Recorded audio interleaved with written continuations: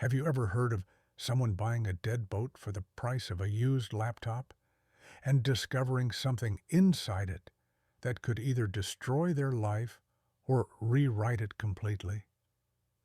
Most people walk past broken things, old houses, rusted cars, forgotten boats, without realizing some of the greatest secrets in America have been buried inside them for decades.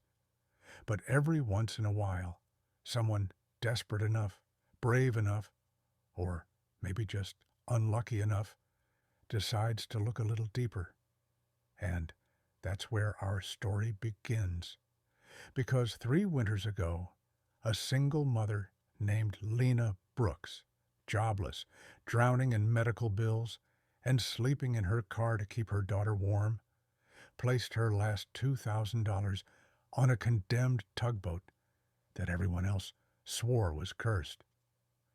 What she found hidden behind its rotting steel bulkheads was worth millions, but the price she'd have to pay for uncovering it was far higher than money. This isn't just a story about treasure, it's a story about survival, courage, and the dangerous truth that sometimes the things we chase end up chasing us back. So take a breath, settle in, and let's step onto that cold dock together, because what happened next changed everything. Let's begin.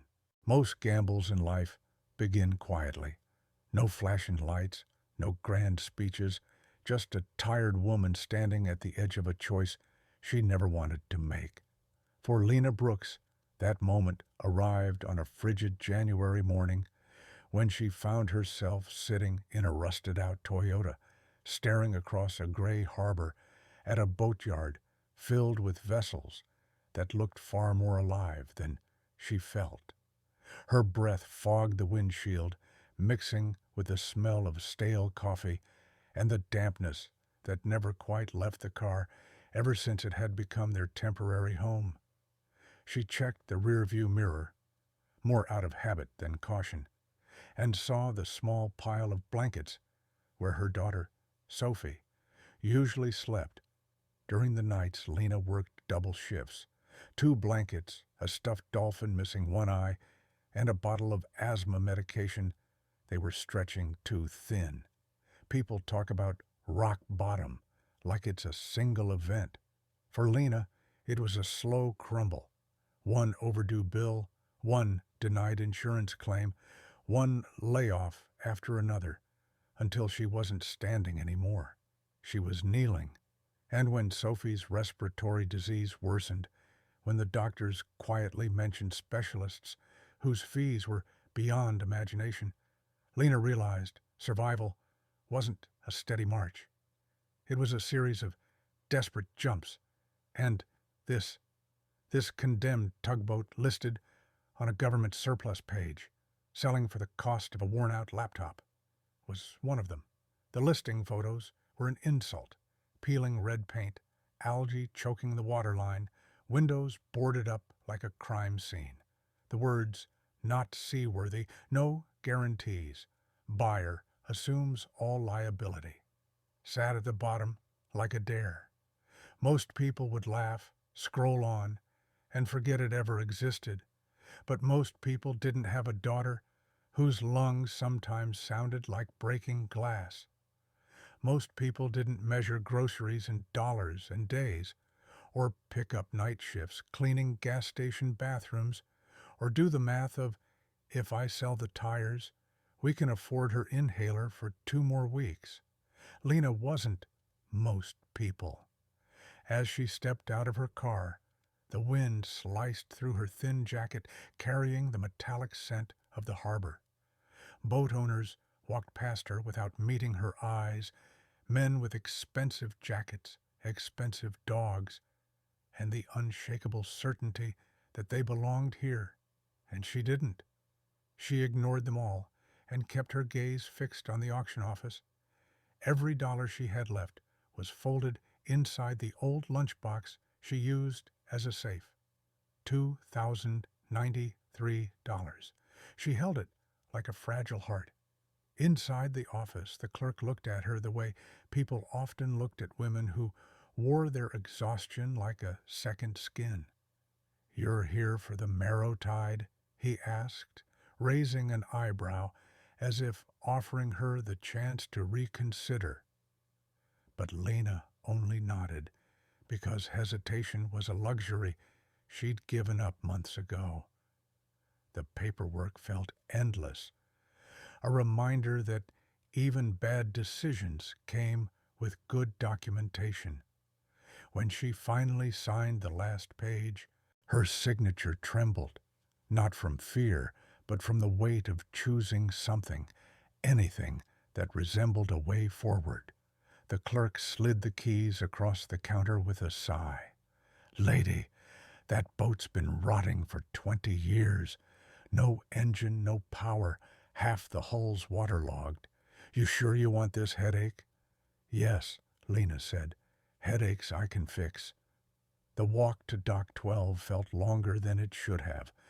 The wooden planks groaned under her boots, each step carrying the memory of choices she hadn't made, college she couldn't pay for, promotions she was passed over for, men who promised support and vanished like weather. When she finally reached the last slip, the marrow tide towered above her like a forgotten giant. Up close, it was worse than the photos. Rust bled down its sides in streaks. Barnacles clung to its hull like old regrets. Something inside moaned with the tide, as if the ship itself remembered pain. Lena stepped aboard, and the deck shifted beneath her weight, an unwelcome reminder that everything in her life was already unstable. But then something unexpected happened. She placed her hand on the cold railing, and for the first time in months, she felt a spark of possibility. Maybe it was foolish hope. Maybe it was exhaustion, masquerading as courage. Or maybe it was what people feel in the exact moment before their entire life is about to change. Because here's the truth. Every breakthrough begins disguised as a burden. Every turning point begins looking like a mistake. And every person standing at the edge of their own collapse faces the same quiet question. Are you willing to risk everything for the chance to rise? Lena didn't answer that question with words. She answered it by stepping deeper onto the dying boat, brushing aside cobwebs, ignoring the sour smell of mildew, and imagining, just for a heartbeat, how things could be different. She imagined Sophie breathing easier. She imagined working again with her hands, the way she used to before life unraveled. She imagined this rusted monster of a boat becoming the miracle she needed. And for the first time in a long while, Lena allowed herself just a little. As the sun dipped low and the harbor lights flickered awake, she stood at the bow, the cold wind pushing tears from her eyes that she pretended were caused only by the weather. Behind her, the city hummed with the lives of people who would never understand what this moment meant. Ahead of her, the shadows of the tugboat stretched long and dark, holding secrets she couldn't yet see, secrets that would pull her deeper than she ever imagined. And with that small breath of courage, she stepped into the belly of the marrow tide, the first step on a journey that would test her strength, her faith, and the boundaries of how far a mother can go to save the one person she loves most. The first thing Lena noticed when she stepped into the marrow tide wasn't the darkness. It was the silence, thick, stale, and strangely expectant, like the breath a room holds just before something breaks. Her flashlight beam sliced through the shadows, revealing textures that spoke louder than words: peeling vinyl, sagging insulation, rust that had eaten its way through steel like a slow-moving disease. Every corner carried the mark of time and abandonment. A place that had once worked, once moved, once mattered, now barely held together by memory and corrosion. The cabin door groaned as she pushed it open, the sound echoing in the hollowed-out space. Inside, the air was damp enough to cling to her skin. Mold bloomed across the walls in shapes that resembled continents on a forgotten map. The old navigation desk was warped, its drawers swollen shut. On the floor, scattered hardware, rusted screws, cracked washers, a broken compass, lay like fossils from a life that had been abruptly interrupted.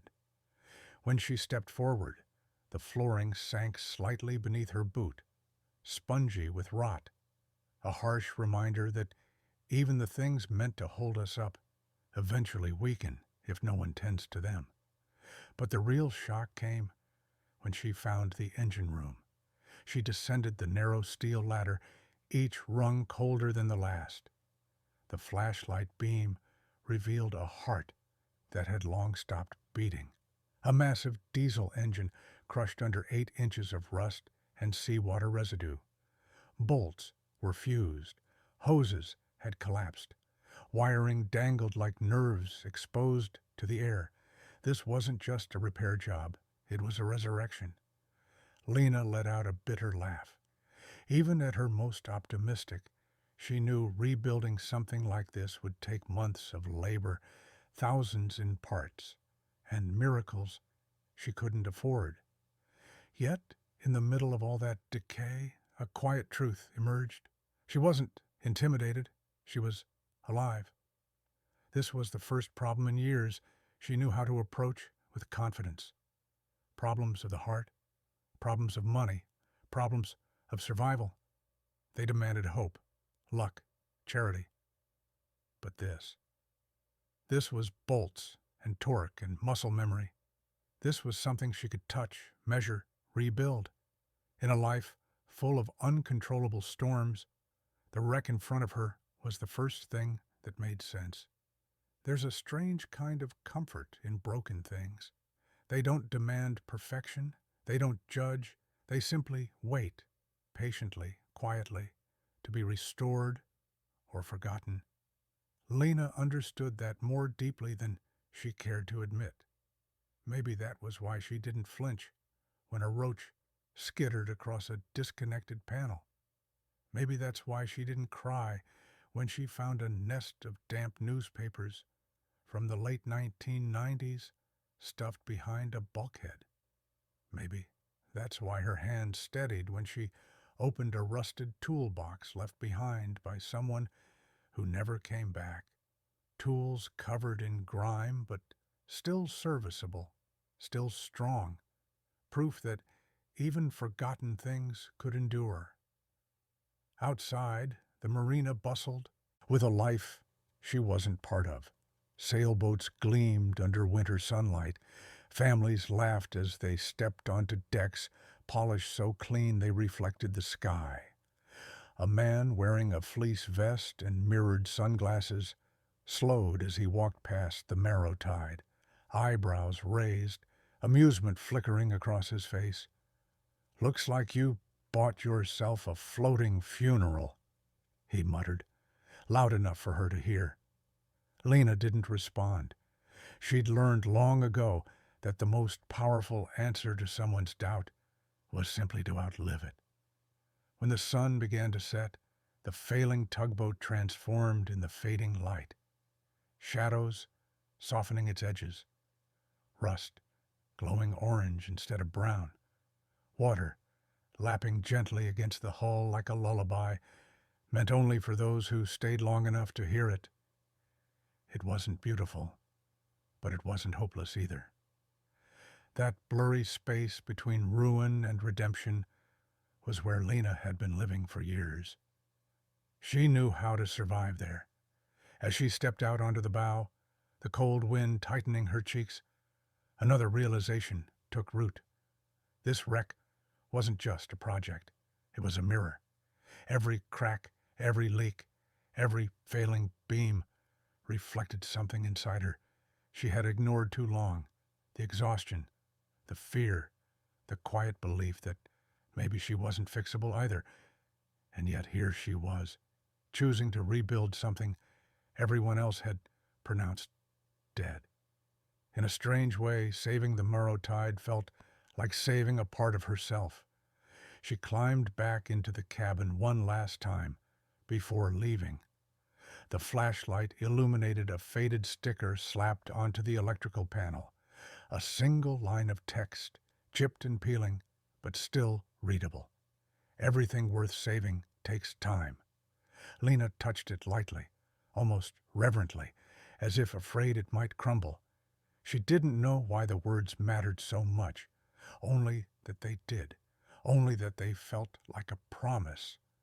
As she locked up the boat and made her way down the dock, she felt something she hadn't felt in months, the faintest pull of forward motion, not hope yet, not fully, but momentum, a quiet beginning.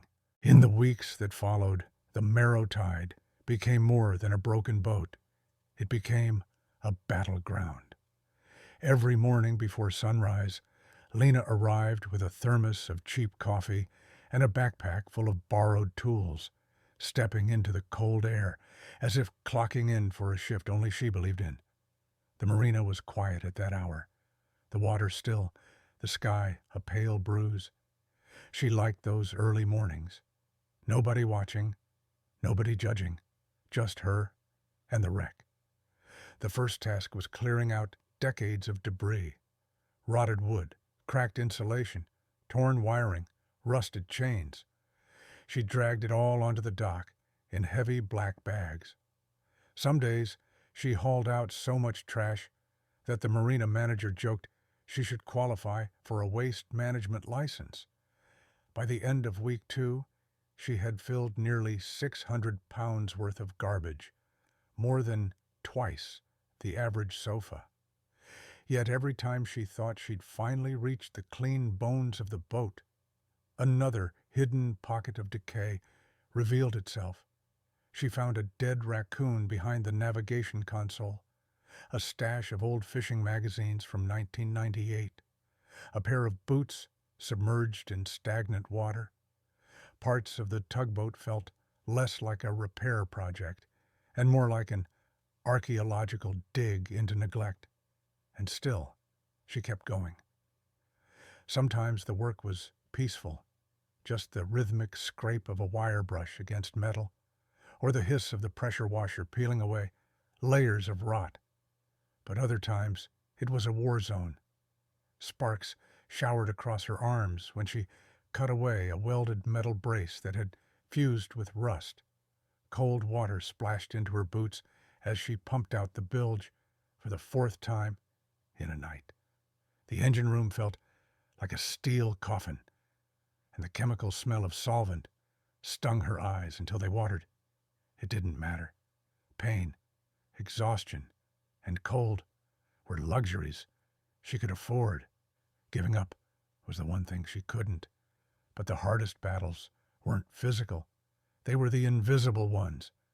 The whispers started slowly. At first, just passing comments from strangers. Waste of time. A tug that old isn't worth scrap metal.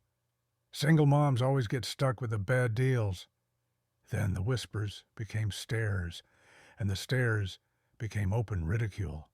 One afternoon, as she struggled to remove a corroded fuel tank, 2 men from the neighboring yacht laughed loudly, drinks in hand.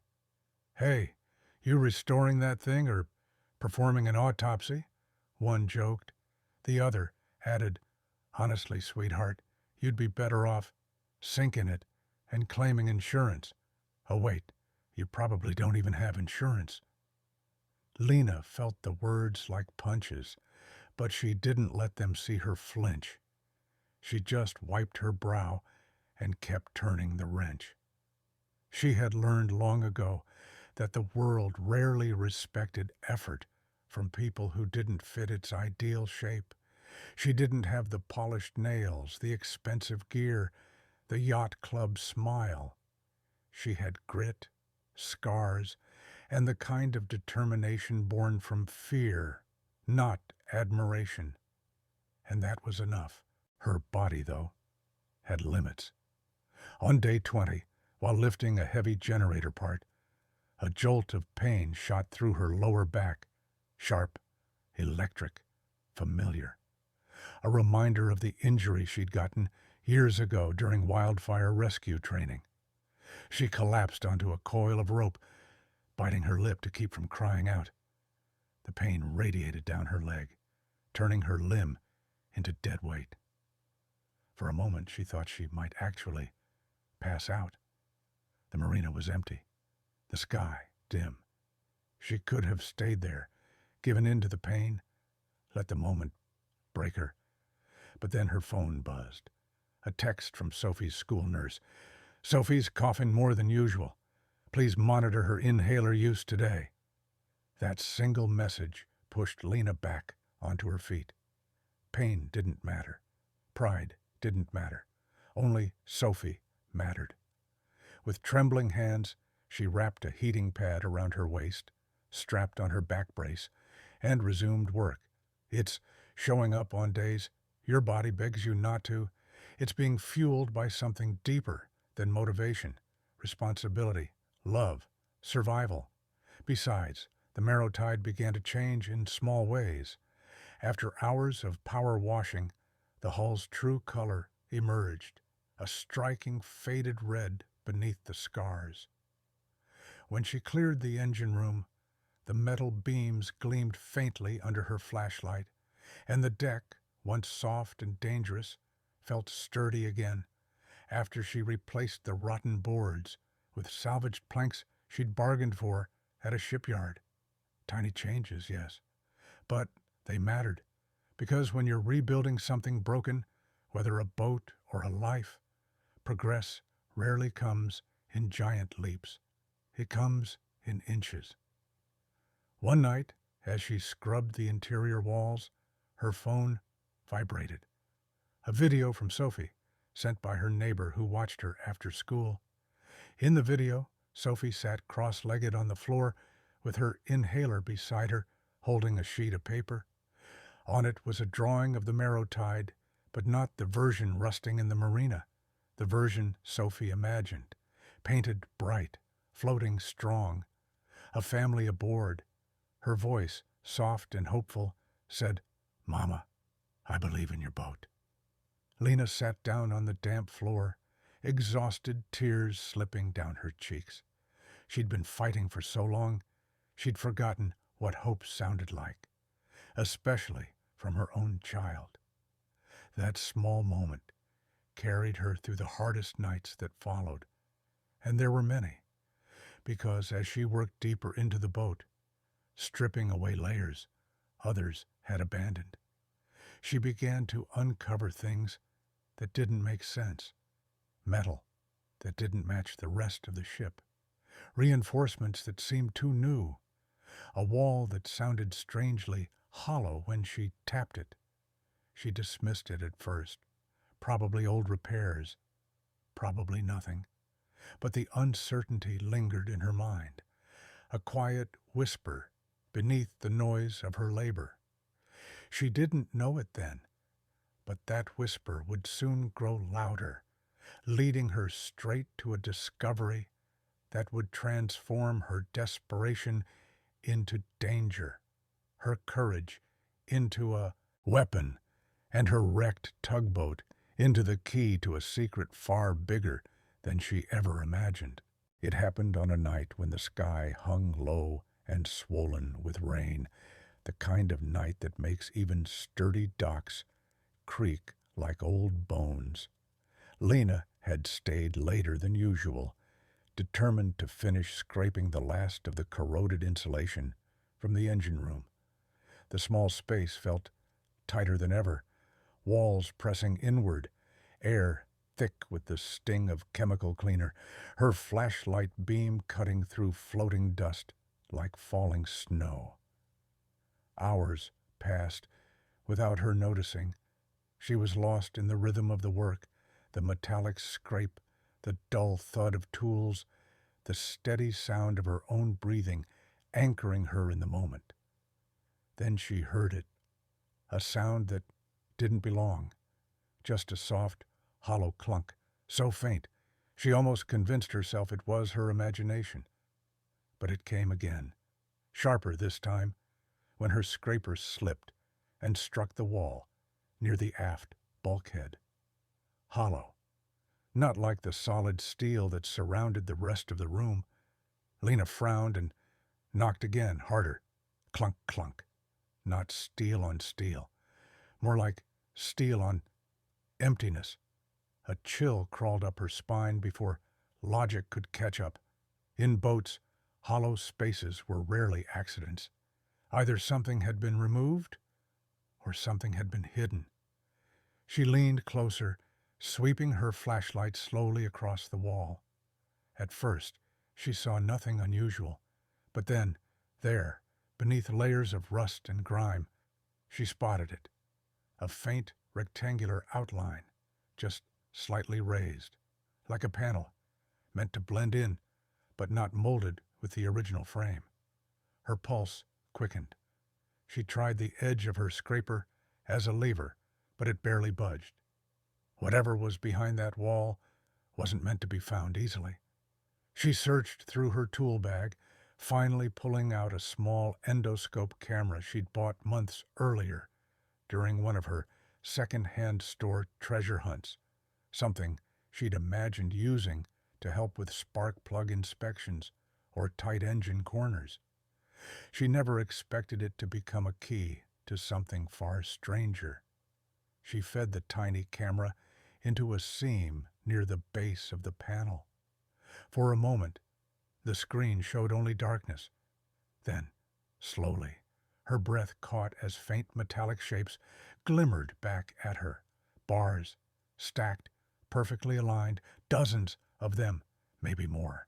They shone like frozen sunlight, even through the dust. For a long moment, Lena couldn't move, couldn't breathe.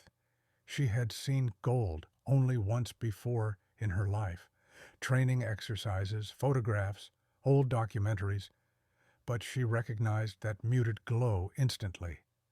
You can't mistake it. Gold doesn't just reflect light. It absorbs it, holds it, almost breathes with it. Her hands trembled. She pulled the camera back, leaned against the opposite wall, and forced herself to take slow, steady breaths. The air felt thinner somehow, as if the discovery itself had changed the room.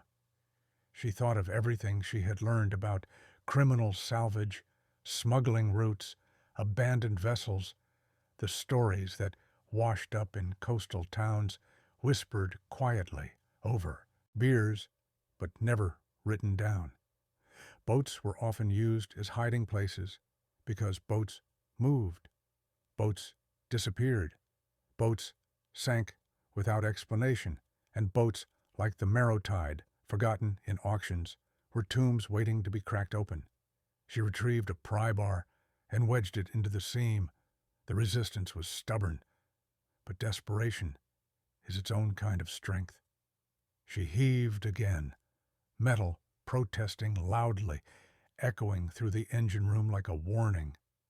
With a final wrench, the panel popped loose, sending a spray of rust and dust across her boots.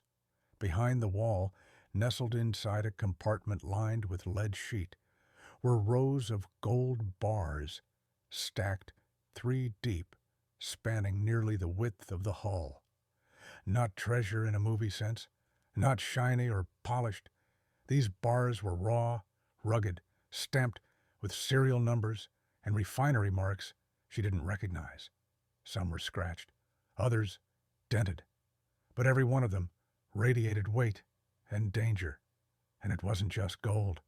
In the corner of the compartment sat a small waterproof case. Inside, bundles of tightly wrapped bills, old ones, the kind no bank distributes anymore. Beneath them, a hard drive sealed in plastic, its surface marked with a symbol she couldn't decipher. If the gold made her breath stop, The sight of the electronics made it start again in a jagged rush. Smuggling money was one thing. Digital records were another. People didn't hide things like that unless they were worth killing to protect. A wave of panic threatened to choke her. Her mind raced with the weight of what she'd uncovered. Millions in gold, God knows how much cash, digital evidence that could belong to anyone. Criminals, cartels, corporations. Nothing about this felt lucky. It felt radioactive, as if touching it might ruin her life as quickly as it could save it.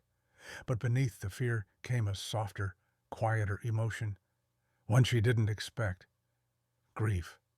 For all the times life had backed her into corners, for every sacrifice she'd made that vanished into nothing.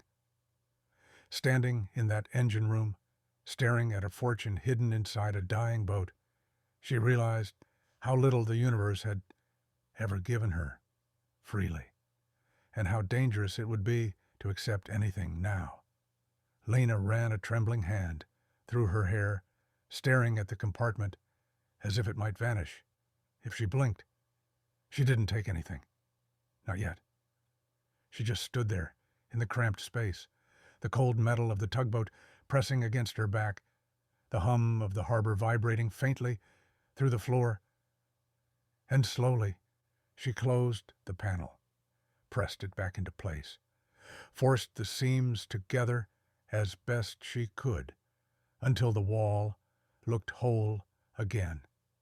Whether she was trying to protect the world from what she'd found, or protect herself from what the world might do if it knew, she wasn't sure. But she did know one thing.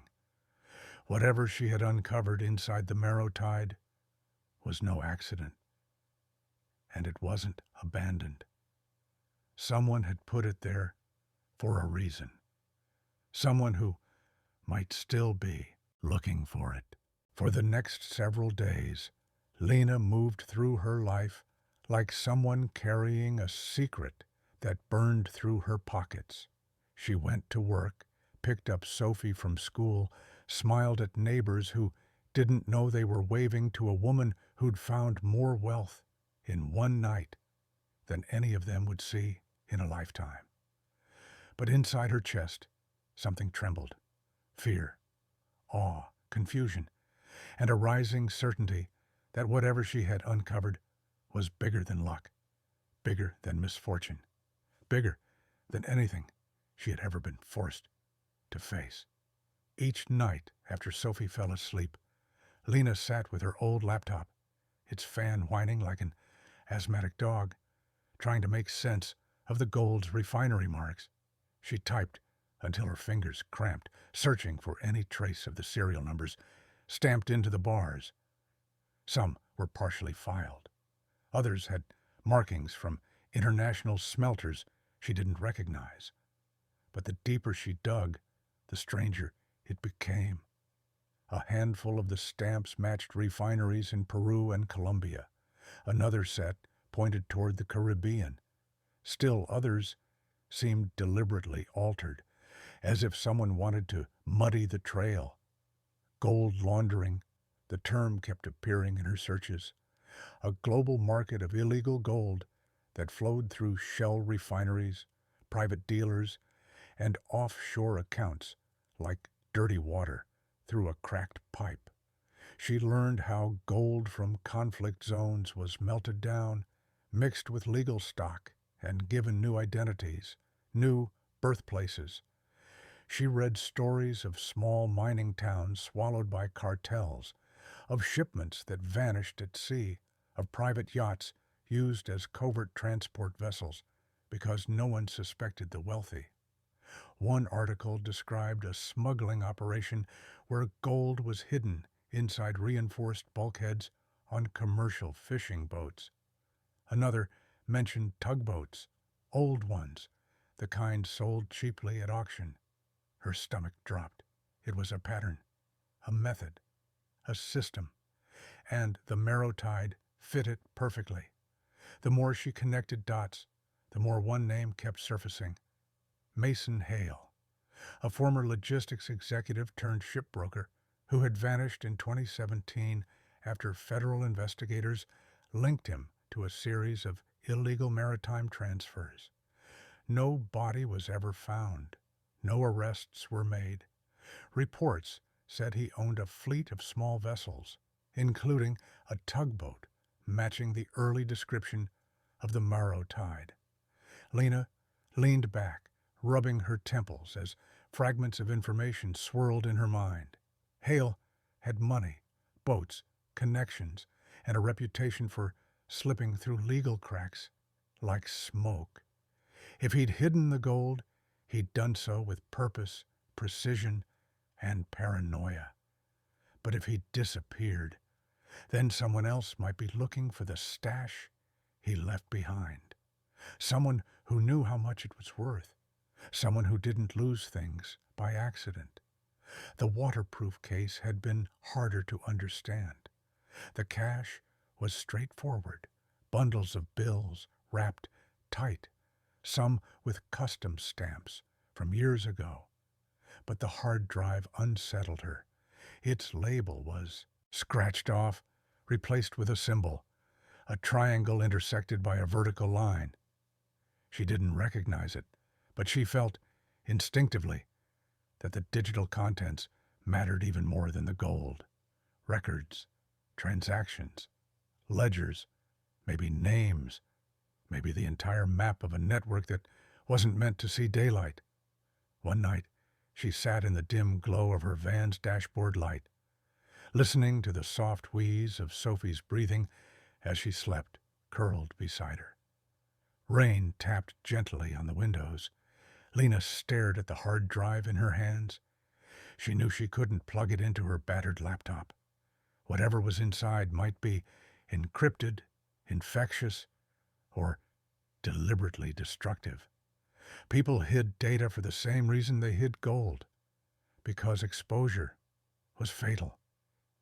She placed the drive back in its case and let out a long, shaky breath.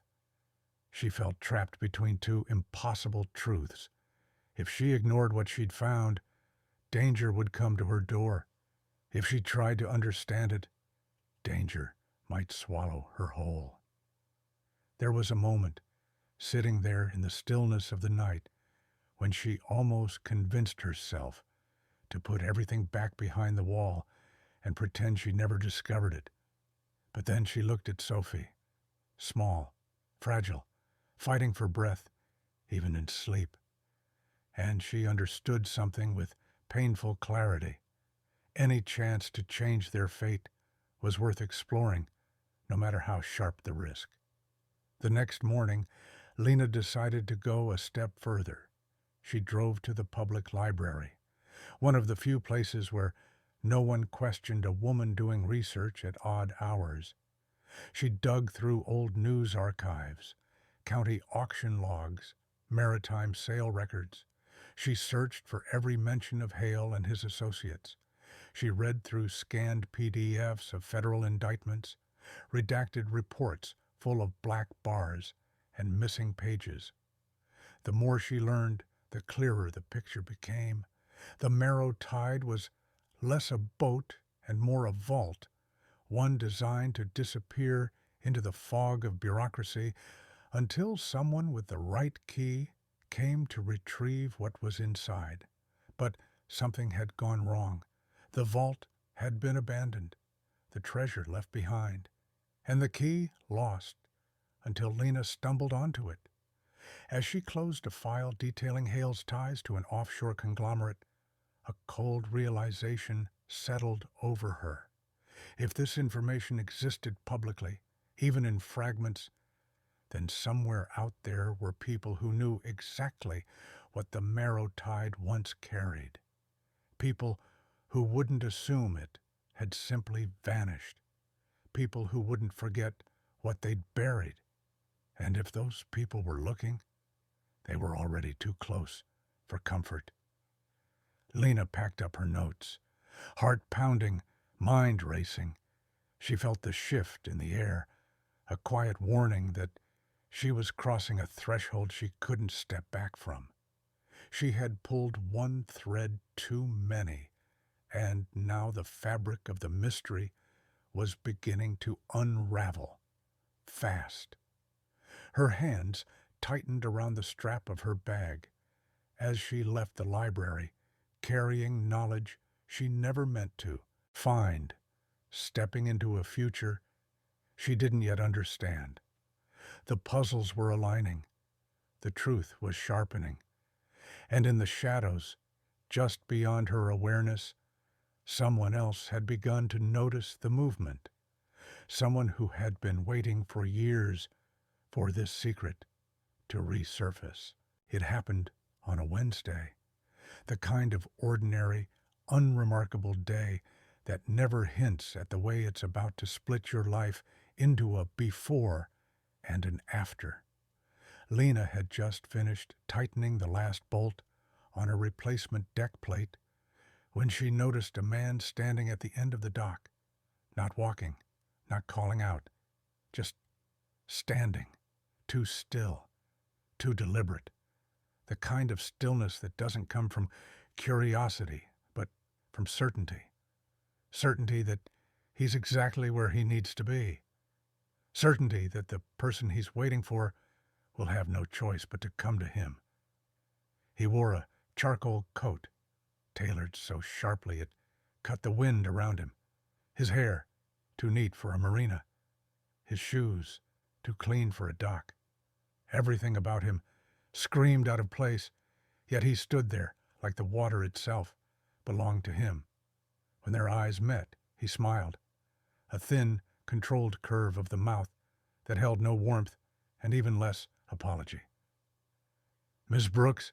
he asked, his voice smooth enough to pass for kindness if not for the cold calculation beneath it.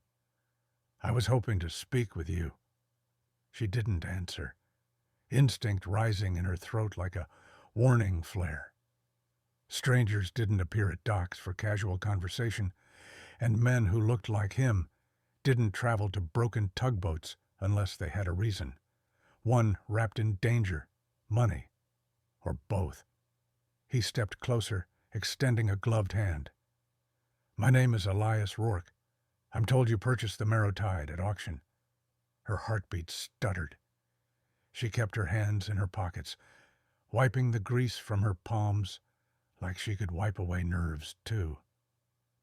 "Why do you care about my boat?" "Your boat?" he echoed with a soft laugh that didn't reach his eyes. "No, Miss Brooks. You bought a hull, a corpse. But what interests me isn't the vessel itself." He paused. "It's what's still inside it." A chill threaded through her spine. She kept her expression still, every instinct screaming at her to deny everything, but he watched her too closely, studying the flicker in her eyes, the tension in her jaw. He wasn't guessing. He already knew.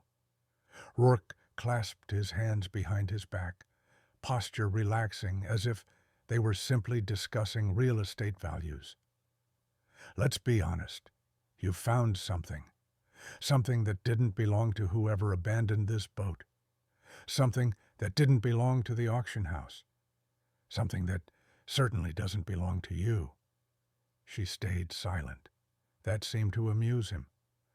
"I admire resilience," he continued. "A woman rebuilding a wreck with her own hands? There's dignity in that. It must be exhausting, though.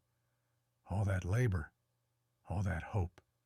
He stepped closer, voice lowering into something colder. "Imagine, then, how unfortunate it would be if someone interfered." The implication hung in the air like a knife. Rourke slid a small envelope onto the railing beside her.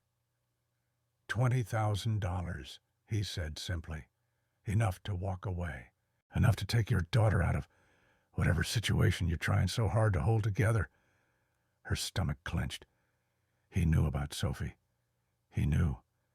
He saw the fear, and his smile widened. Subtle, satisfied. "If you accept, we never speak again. You leave the boat. You move, you start over. If you decline, his head tilted slightly. Well, I've learned that people who decline simple solutions often attract complicated consequences.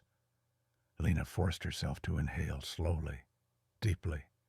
Fear vibrated in her ribs, but beneath it came something sharper, anger. The kind she hadn't felt in years, the kind born not from danger, but insult. If you're looking for something, she said, her voice steady despite her trembling hands, I can't help you. Rourke studied her for a long moment. You can, he said softly. And you will. Some people respond to money. Others respond to pressure. He let the words settle, then added, You strike me as someone who responds to both. Footsteps echoed from another dock, and Rourke's attention flicked briefly in that direction. He stepped back, adjusting his coat. I'll give you time to think, but I don't recommend using too much of it. Before he turned away, he delivered one final blow. By the way, your daughter's school bus arrives at Cooper Street at 3:22 each afternoon, doesn't it? The world seemed to freeze. Her breath stopped. He smiled again, as if pleased with her reaction. Be careful, Miss Brooks. Accidents happen every day, and looking after children requires such vigilance. She didn't move until his footsteps faded into the distance, her hands shaking with a fury that felt volcanic. She gripped the railing so hard her knuckles went bloodless. $20,000 sat in the envelope before her, a bribe, a threat, a warning, all wrapped into one.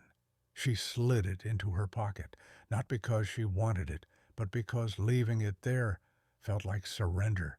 As the cold wind swept across the marina, Lena realized something with painful clarity. She was no longer dealing with a mystery tucked inside a dying boat. She was dealing with a man whose power didn't come from strength, but from control. A man who wielded information like a weapon. That choice was coming for her, fast, because Rourke hadn't just threatened her. He had announced himself, and people like him didn't wait long for answers.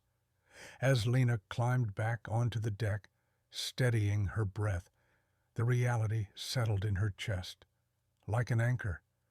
Whatever game she had been pulled into, she was already in the middle of it. And the next move would determine everything, her future, her daughter's safety, and the dangerous truth buried inside the Marrow Tide. For the first time since she'd bought the Marrow Tide, the marina didn't feel like a place of possibility. It felt like a stage lit too brightly, like every step she took now carried the weight of being watched. In the days after Rourke's visit, Lena moved through her routines with a quiet, trembling precision, checking over her shoulder before unlocking her van, studying unfamiliar faces at the grocery store, pausing at every sound that seemed too intentional. The world hadn't changed, but her place inside it had. When someone with power decides you matter, even for the wrong reasons, everything around you becomes a potential doorway for danger. But the worst part wasn't fear for her own safety. It was fear for Sophie. Every morning, as the school bus rounded the corner, Lena felt a jolt of dread sharp enough to stop her breath. She watched until the bus disappeared, memorizing its route, imagining all the ways life could go sideways with one careless moment. She found herself replaying Rourke's calm voice in her head. Accidents happen every day. That was the kind of threat that didn't fade. It burrowed deeper with every sunrise. And yet she didn't run. Not because she wasn't terrified, but because she knew running meant leaving behind the only leverage she had, the truth hidden within the tugboat. The gold could change their lives forever, pay for Sophie's treatment, give them shelter, give them choices they'd never had. But touching it meant stepping into a world where men like Rourke set the rules. Returning it meant trusting a criminal to honor a bargain. Keeping it meant gambling with their safety. And exposing it meant inviting law enforcement into her already fragile life, where every mistake she'd made could be turned against her. 3 paths, each razor sharp. No good options, only consequences. Night after night she sat on the deck of the Marrow Tide, staring at the dark water while the engine room's secrets pressed against the hull like a heartbeat. The sound of the waves offered no comfort. It only underscored the truth she had long known, but never wanted to admit. Life doesn't always give you the luxury of choosing right or wrong. Sometimes it only gives you the burden of choosing what you can live with. One evening, as she tried to gather her thoughts, the pain in her lower back flared, sharp, relentless, almost punishing. She sank onto a pile of old netting, clutching her side until the pain eased. It reminded her of the wildfire training incident years ago, the crush of smoke, the collapsed beam, the moment she realized her career wasn't ending because of incompetence, but because the world had simply moved on without her. She'd fought so hard then to reclaim control. But the truth was harsh. Sometimes life breaks you, and the breaking isn't your fault. It's what happens after that matters. She pulled out the envelope Rourke had left. $20,000. More cash than she had ever held. The weight of it felt wrong, like holding a loaded gun without knowing where the safety was. She thought of taking the money and disappearing, finding a small apartment in a quiet town where no one knew their names. But then she imagined Rourke's calculated smile, the kind of smile that only appears when someone sees fear as compliance. If she took his money, she'd spend the rest of her life looking over her shoulder. Men like him didn't give up assets. They reclaimed them, one way or another.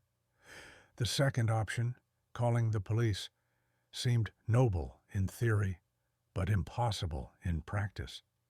She imagined herself standing at the front desk of a precinct, trying to explain why she'd kept silent, why she hadn't reported the gold immediately. Officers wouldn't see a desperate mother. They'd see someone who tampered with evidence, someone who hesitated, someone who might be hiding more. People in good standing get the benefit of the doubt. People like her get paperwork, suspicion, and consequences they can't afford. It was during this spiral of fear and frustration that Ethan Cross reappeared in her life, an old acquaintance from her mechanic days, now a private investigator who lived off the quiet corners of the law. He found her sitting on the dock one night, staring into the dark water like it held the answer. "You look like someone who's carrying something heavy," he said gently, lowering himself beside her. His presence was steady, grounded, the opposite of Rourke's polished menace. "I heard you bought that old tug. Folks talk." Lena wanted to brush him off, to protect her secret, but exhaustion cracked her resolve. Something in her eyes must have betrayed the truth. Because Ethan's expression shifted, growing more serious, more focused. "What did you find, Lena?" She didn't tell him everything, but she told him enough. Enough for him to lean back, let out a long breath and say, "Whatever's inside that boat, it's not just money. And the man looking for it, he's not a local. He's not a thug. He's something much worse." He showed her files, old cases, missing persons reports, Financial investigations with pages blacked out. People who crossed paths with Elias Rourke had a way of disappearing, and the ones who survived didn't do so without scars. Ethan explained the reality with painful clarity. You're thinking about doing this alone. You can't. Rourke doesn't negotiate. He eliminates loose ends. You're not a loose end yet, but you will be. The weight of those words sank deep, and it was there, in that fragile moment, that Lena understood the truth she'd been avoiding. The only path forward wasn't escape or silence. It was confrontation, but not with Rourke alone. She needed help that existed beyond local police, beyond neighborhood rumors, beyond private investigators. She needed the kind of protection only the federal level could offer. A terrifying thought, but a clarifying one. As she looked at Ethan, at the dim lights reflecting across the water, at the broken boat that had somehow become the center of a storm she never asked for, she felt something shift inside her. The fear was still there, but it was no longer directing her steps. Something stronger had taken its place. Resolve. That night, Lena made her decision.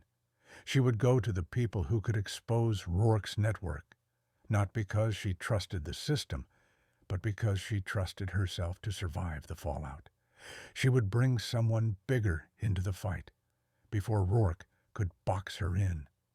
And that decision would lead directly into the next chapter, where shadows become allies, truth becomes evidence, and a mother's courage becomes the spark that ignites the takedown of a man who believed he could never be touched.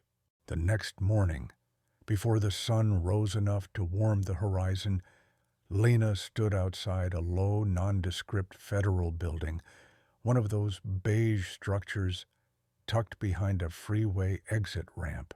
It didn't look like the place where your fate could be rewritten. It looked like somewhere you'd go to renew a fishing license. But Ethan stood beside her, hands in his jacket pockets, eyes scanning every car that passed.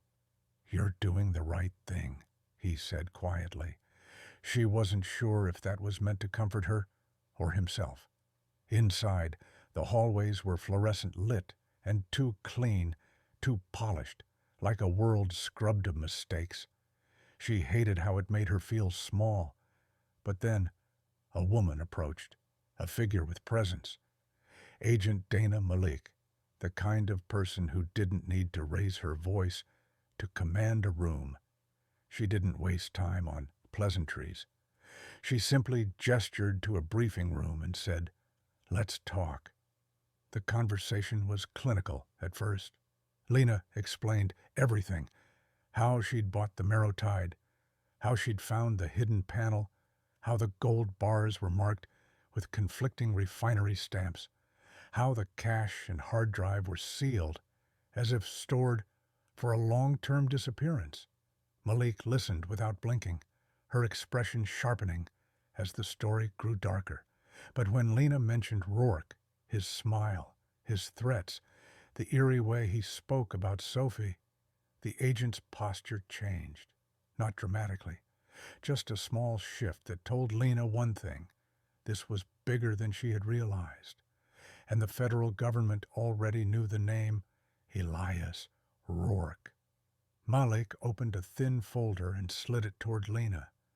Inside were surveillance photos, grainy, black and white shots of Rourke stepping off private jets, walking out of luxury buildings, shaking hands with people whose faces had been digitally blurred. "He's been a ghost in our investigations for years," Malik said. "Too clean to arrest, too connected to prosecute, untouchable." She paused. "Until now." The hard drive Lena found. Malik suspected it was evidence of Rourke's offshore financial routes. Cryptocurrency wallets, shell corporations, coded ledgers, tying him to cartel-linked smuggling operations. The gold, likely laundered stock, meant to stabilize those operations. And the tugboat, a vault that should have been retrieved years ago, had Mason Hale not vanished. Lena felt dizzy. She wasn't just involved.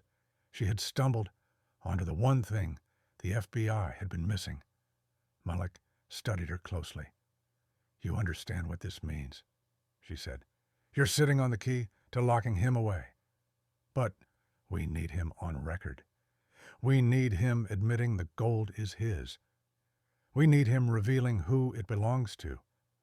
Without that, this is just circumstantial treasure." "And if I say no?" Lena whispered. Malik didn't blink. "Then he keeps coming. You've seen how he operates. You know what he's capable of." Silence pressed between them until Lena nodded, because she already knew her answer long before she walked into that building. Fear had followed her long enough. It was time to turn around and face it. Within hours, the sting operation was in motion. The plan was deceptively simple. Lena would meet Rourke on the Marrow Tide, wearing a covert audio transmitter. She would tell him she wanted out, that she was ready to return the gold, that she needed more than $20,000. Her job wasn't to act brave. It was to survive long enough for him to incriminate himself. The preparation felt like stepping into someone else's life. Agents disguised as yacht owners rented slips on both sides of the Marrow Tide. A maintenance crew that didn't exist boarded a neighboring sailboat with gear that wasn't really for repairs. From above, a surveillance drone hummed low enough to be masked by the wind. And inside a parked sedan near the entrance of the marina, a command center buzzed with quiet tension. Malik fitted the transmitter beneath Lena's shirt, the tiny device warm against her skin. "If you feel unsafe," she said, "use the phrase, 'I can't breathe in here.' It doesn't matter how you say it. As soon as we hear it, we move." Lena nodded, trying to steady her breath. Her hands shook, despite the deep training of muscle memory. Years of fixing engines, years of crisis response, years of holding herself together when everything else fell apart. She felt every ounce of those years now, pressing against her ribs, urging her forward. Evening fell as she waited on the dock. The sky bled into twilight, and the marina lights buzzed to life one by one. The water was calm, but heavy with anticipation, as if the entire harbor understood what was about to unfold. She stood on the deck of the Marrow Tide, arms crossed, jaw tight. Then Rourke appeared. He walked toward her with the same polished confidence as the first time. No rush, no hesitation, as if the marina itself bowed out of his way. Behind him, 3 men followed, dressed plainly enough to blend in, but moving with unmistakable purpose. They boarded without waiting for permission. "Ms. Brooks," Rourke said lightly, as if greeting an old friend. "I trust you've reconsidered." Lena forced her expression to remain calm. "I want a deal. I want out, but I want more than 20,000. Rourke smirked. "Money is not the issue. Trust is." He stepped closer. "Show me the gold." Her heartbeat thundered in her ears, but she led him inside, descending into the engine room, where the air hung thick with humidity and secrets. She pulled the panel away, just enough for the corner of the gold stack to glint under the flashlight. Rourke inhaled sharply, not surprise, but satisfaction. "It's all here," he murmured. Years wasted, finally corrected. His men began unloading the bars, one by one, stacking them into black cases they'd brought. And as they did, Rourke spoke, voice low, confident. careless. Hale thought he could disappear with this. Idiot. Working with the cartel doesn't allow for mistakes. That gold wasn't his to take. It was never his. It was never even mine. It belongs to people who don't forgive debts. He laughed softly. And now it comes back to me, as it should. Every word was a confession. Every sentence a chain tightening around his freedom. Lena felt her pulse hammering beneath the transmitter, but she stayed still, steady, controlled. She needed one more line, one nail, to seal the coffin. "What about me?" she asked, quietly. Rourke looked at her, eyes narrowing, not cruelly, but dismissively. "You'll walk away," he said. "You'll forget this, and you'll keep your daughter safe. Because if you don't—" He paused, letting the silence finish the threat. Lena swallowed, her voice trembling just enough to sound real. I can't breathe in here." Instantly, the world exploded. Dock lights surged to full brightness, doors slammed, shouts cut through the air. Agents appeared from every direction, swarming the deck, the rails, the pier. Red and blue flashes reflected off the water like shattered stars. Rourke spun, startled for the first time, as a tactical team stormed the cabin. "Federal agents, hands where we can see them!" His men reached for weapons, but the agents were faster. Within seconds, they were disarmed, restrained, forced to the floor. Rourke's expression hardened into something venomous, something stripped of all sophistication. He stepped back, but Malik moved in behind him, voice sharp and calm. "Elias Rourke, you are under arrest." Lena pressed herself against the engine room wall, heart pounding as the gold cases were seized, as the hard drive was catalogued, as the sting unfolded exactly the way the agents predicted. Rourke locked eyes with her, rage simmering beneath the loss of control. "You think this ends here?" he hissed, but for the first time, Lena felt the ground steady beneath her feet. She wasn't alone. She wasn't powerless. As agents guided her up the ladder and back onto the dock, the cold night air hit her face like a baptism. She exhaled, long and trembling. She had survived the sting. She had confronted the threat. And now, the world she'd stepped into, the world of evidence, trials, consequences, was waiting. The night of the sting left Lena feeling hollowed out, as if every nerve had burned through its strength. She sat in the back of an unmarked SUV, wrapped in a thick blanket someone had placed over her shoulders. Outside the window, red and blue lights fractured across the surface of the water. Agents moved in precise formations, cataloging gold bars, securing evidence, escorting Rourke and his men away in shackled silence. The world she had stumbled into, the world she never asked to join, was unfolding with a cold, unstoppable momentum. Yet she felt strangely still, like a stone dropped into deep water. At the field office, exhaustion took over faster than fear. Hours passed in a haze of interviews, signatures, statements, formalities. Everything she said was recorded. Everything mattered. But, for once, she felt the weight of her words, not as a burden, but as a weapon. It was her voice, her truth, that had helped bring Rourke down.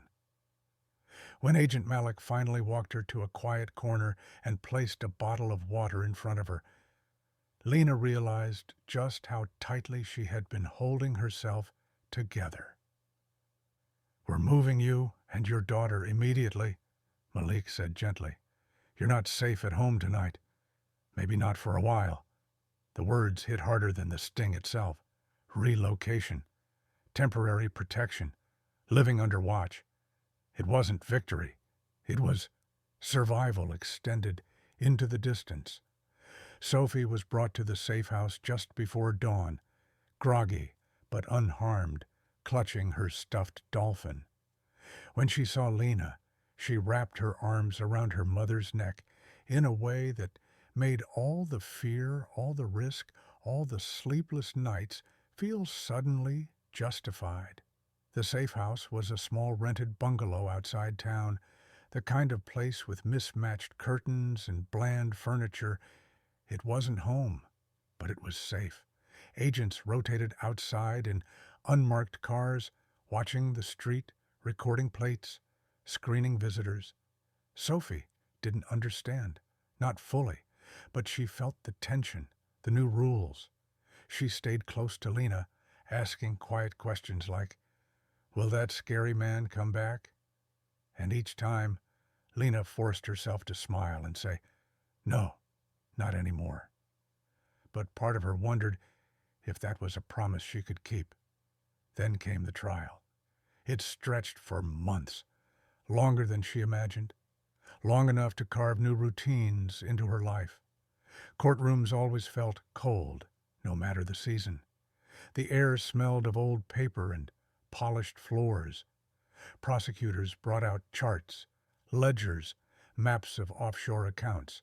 Experts explained gold laundering in terms too clinical to hold the violence beneath it.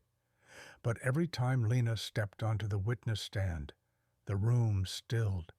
She was the one who'd found the vault. She was the one Rourke threatened. She was the one who had heard him confess. Attorneys pressed her relentlessly, asking why she kept the gold hidden at first, why she didn't call police sooner, whether she knew the criminal implications of handling tainted assets. They tried to unravel her credibility thread by thread. Some days, she left the courthouse, shaking. Other days, she left angry. But every day she left knowing she had stood her ground. And each time she looked across the courtroom and saw Rourke seated behind the defense table, polished suit, expression unreadable, chains barely visible beneath the cuffs of his shirt, she felt something unexpected. Not fear, not revenge. Clarity. This was justice. Not clean, not perfect, not fast, but real. The trial ended the way Malik predicted. The hard drive turned out to be the key. Encrypted records of gold shipments linked to violent economies. Payments disguised as shipping contracts. Offshore transactions masking criminal funding. Rourke had underestimated Hale. He thought the man fled with the gold. He never suspected Hale stored the network's deepest secrets inside the tugboat. Secrets Rourke's arrogance had just exposed. The jury returned their verdict in less than 4 hours. Guilty on multiple counts: money laundering, conspiracy, trafficking, organized financial crime. Enough to ensure he wouldn't breathe free air for decades. When the judge read the sentence, Lena exhaled for what felt like the first time in weeks. Afterward, Malik met her outside the courthouse. The winter sun was harsh, the wind colder than it should have been. "You didn't just help us remove a criminal," she said. "You helped us dismantle a system." And with that came a surprising revelation, one the government rarely publicized. Because the gold had been seized as part of a criminal forfeiture case, a percentage of it, 18%, would be awarded to her as the reporting party, protected by whistleblower statutes. After taxes, legal deductions, and mandatory allocations, her portion totaled just under $13 million. When the check arrived weeks later, delivered in a plain envelope, escorted by 2 federal officers, Lena held it like she was holding another person's life. For a long moment, she couldn't breathe, because money like that didn't just change circumstances. It changed the air around you, the way people saw you, the way you saw yourself. But the truth was quieter than the number on the page. Money didn't erase what she'd lived through. It didn't soften the nights in the safe house, the ache in her back, the whisper of fear every time she walked outside. It didn't erase Sophie's illness or the years of scarcity that shaped them both. What it did offer was possibility. For the first time in years, Lena could imagine a life not defined by desperation, a stable home, medical treatment for Sophie that didn't require begging insurance agents to listen, a future that wasn't just survival, but something like freedom. And as she packed the last box in the safe house and tucked Sophie's drawings into a fresh folder, she understood something even deeper. Survival had given her strength, but this new beginning demanded something else entirely. Vision, a life rebuilt not out of fear, but out of hope. The morning Lena and Sophie moved into their new home didn't look dramatic. There was no ribbon cutting, no confetti, no triumphant music playing in the background. It was quiet, the kind of quiet that comes before a storm or before a life finally begins to settle into place. The house sat on a gentle rise overlooking a narrow inlet with a wooden porch that wrapped around like open arms. Not a mansion, not an estate, just a sturdy, sunlit home with enough room for them to breathe, enough room to be something more than survivors. Sophie raced through the hallway with her backpack still on, opening closet doors, peeking into rooms, mapping the place like an explorer, claiming new territory.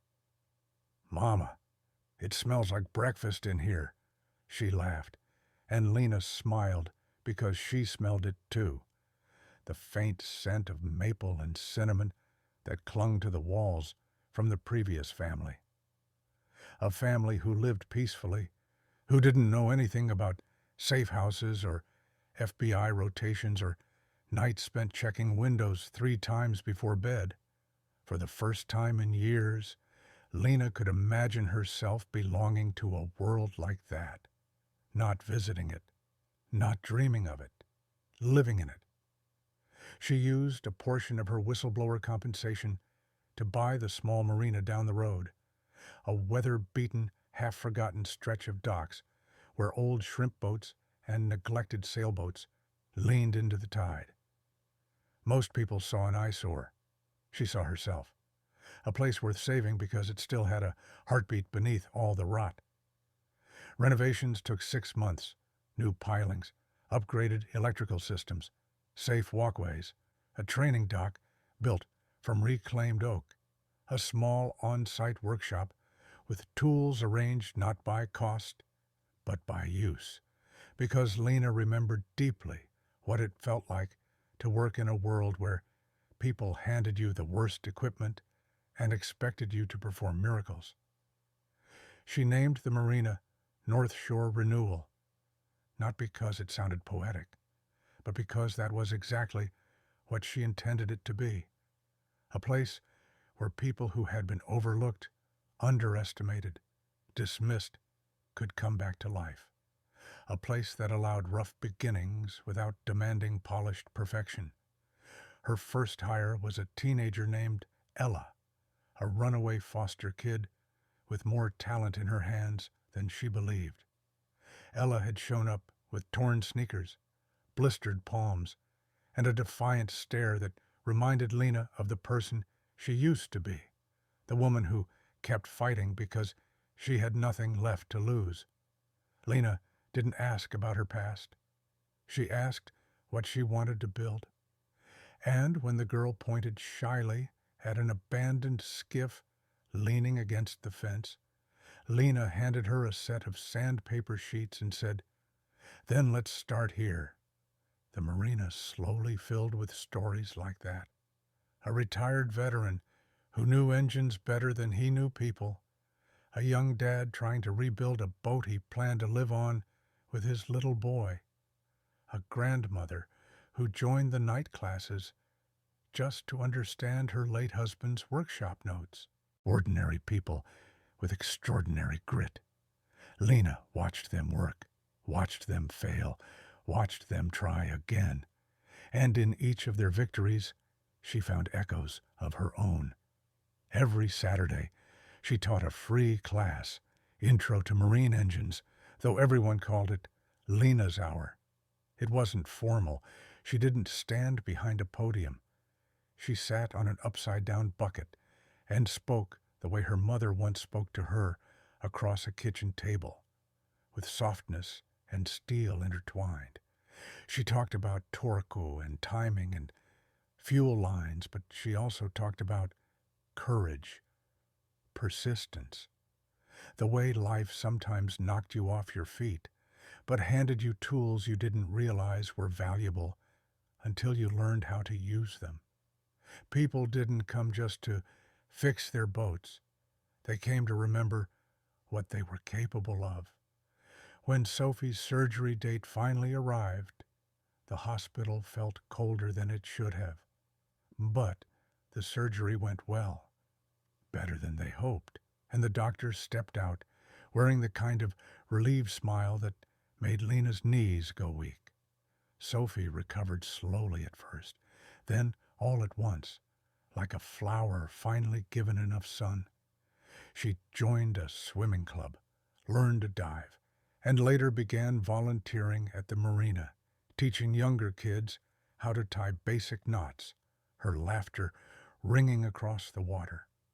One evening, about a year after the sting, as the sun fell in thick ribbons over the water, Lena sat on the end of Dock 3, watching the boats drift lazily in their slips.